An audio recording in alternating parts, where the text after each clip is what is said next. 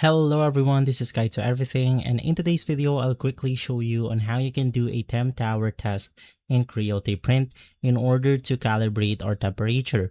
So this is going to be extremely simple. The first thing that you want to do is to head over to the file icon at the top of your screen, which is going to be this little drop down arrow. It will show some additional options, and the second to the last is going to be the calibration option. So just click on it and then you want to select temperature.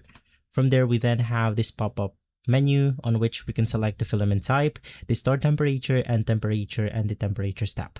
Of course, you want to start your calibration from here. Maybe you want to calibrate your printer from 150 Celsius to 200 degrees Celsius.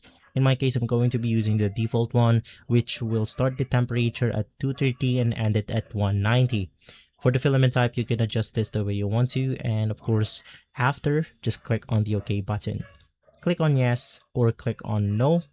In my case, I have an object right here, so it will drop that message, but let's just proceed by clicking on the no option. From there, it will then apply this tower of temperature.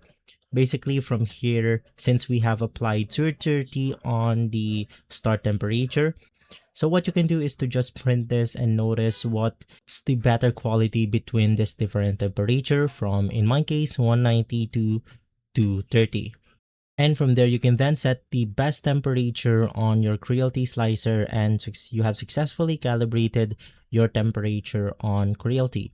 If this video has been helpful, leave a like, subscribe, and follow Guide to Everything for more videos like this. Thanks for watching.